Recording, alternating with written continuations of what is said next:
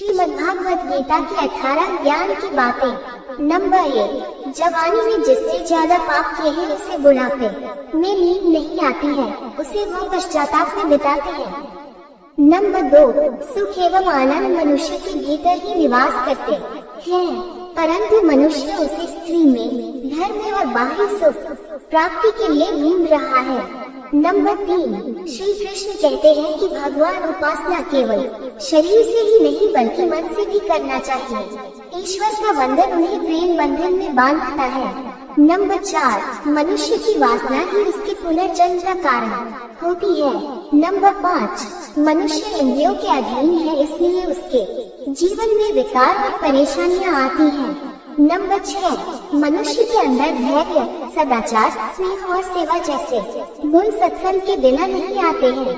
Number 7, Shri Krishna कहते हैं जिस प्रकार शरीर से वस्त्र मैल होने पर बदलते हैं, ठीक उसी प्रकार मन में यानी हृदय में मैली होने से उसे निकाल देना।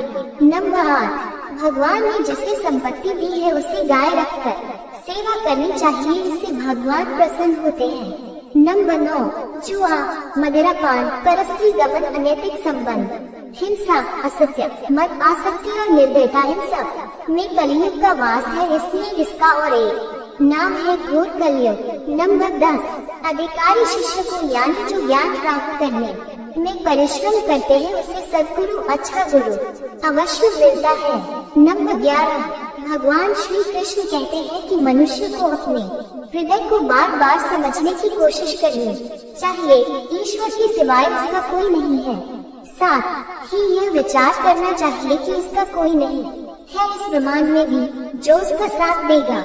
नंबर 12, भोग में क्षणिक क्षण भर के लिए सुख प्राप्त होता है, साथ ही त्याग में स्थायी आनंद है। नंबर 13, श्री कृष्ण कहते हैं कि सत्संग ईश्वर की कृपा से मिलता है, परंतु कुसंगति में पड़ना मनुष्य के अपने ही विचारों के कारण होता है।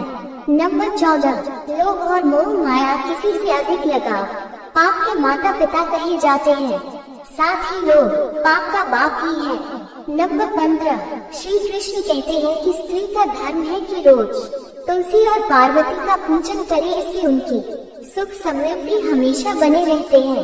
नंबर 16, मनुष्य को अपने मन और बुद्धि पर हमेशा विश्वास नहीं करना चाहिए, क्योंकि ये बार बार मनुष्य को दगा देते हैं।